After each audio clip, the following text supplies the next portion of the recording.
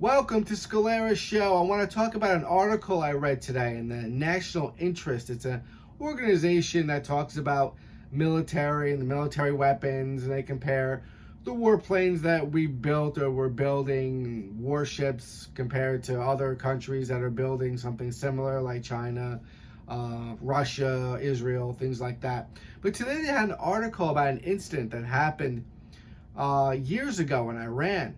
And the reason why I want to talk about it is because it struck me as being so similar to the things that our pilots have been seeing for years now as well.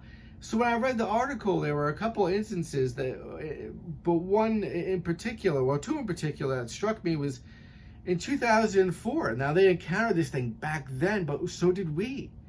In the 2004 Nimitz thing that happened, where we had a carrier group out in the Pacific, and this object, they were seeing it for days on their radar, and when they went to go check it out, the thing like flew up in the air, came out of the ocean, flew away like crazy fast, and all kinds of people have seen it. The Navy, some officer came on board and confiscated like the radar and everything. It was this big thing.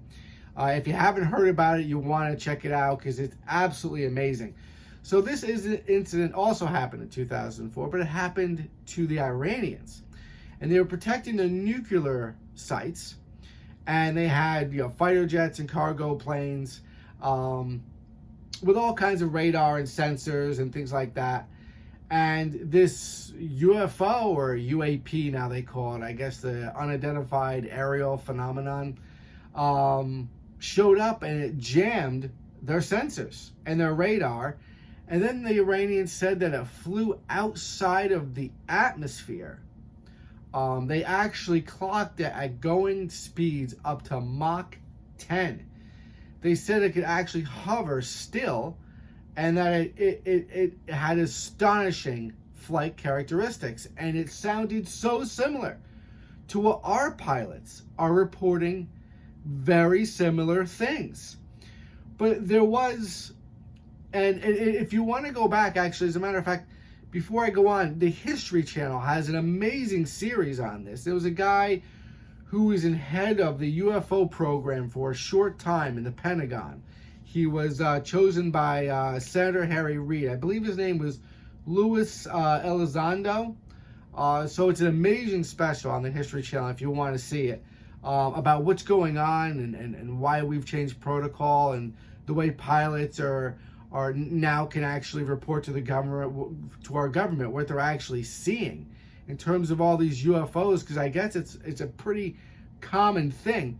Now, I know other countries have seen them as well, but for this to come from the Iranians and these incidents, but the one that really struck me was that the article spoke about how this super fast object actually shot down an F-14 Tomcat owned by the Iranian government. And it was while it's an older plane, it was one of the best serviced planes in the Iran military, and it killed both of the crew members that were in the plane, which is amazing. Because of all the reports, I've never heard it attacking another country's plane. And I would talk to my friends about it, and we go back and forth, and I'm like, well, maybe it could be ours. But the thing is that we don't have any technology anywhere near what these things can actually do. Like they can go into the ocean. They can go faster than our nuclear submarines. They can fly right out of the ocean and do like Mach 10, Mach 15, Mach 20. I mean, they can go from one place to another in like an instant, and then they can slow down and hover. It's just amazing, but I've never heard of it shooting at anything. And this is one of the first times where I've heard that. So it was so interesting. But the other interesting thing is this, is that, isn't it interesting that this thing shot down an Iranian aircraft? Why would it do that? Which kind of makes me think that maybe it is ours. Maybe it is the United States military's plane. I mean, it's possible, but it just doesn't seem like this thing seems so far-fetched. It's like science fiction. Like it makes the F-35 look like, you know, like a B-52, like some type of plane back in the 50s and 40s. I mean, the technology is on this UFO is just amazing.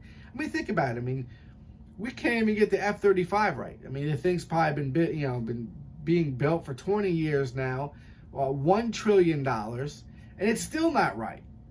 I mean, there are a lot of accounts where like this thing is a piece of junk. You know, they look at like the Bradley fighting vehicle back in '68 where they were building it, and then it finally got built in the mid '80s, and it had all kinds of problems, and they spent tons of money on it, and they're like, this is like the F-35 is like the new age Brady, you know, the Bradley fighting vehicle. So if they can't get that right, I mean, how could we build something that can go so much faster, that's so much more agile, that can go out of the atmosphere, that can hover, that can go into the ocean? How could we have something so sophisticated? How could any country have it? But the weird thing is why would it shoot at the Iranians? Very, very interesting, because it's not like we haven't chased the plane either. We've chased this UFO before. I mean, it's not like we haven't encountered it. We've encountered it many times.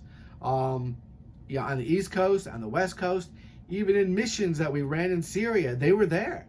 I mean, pilots were like, listen, man, these things followed us off the Atlantic Ocean and followed us to the Middle East.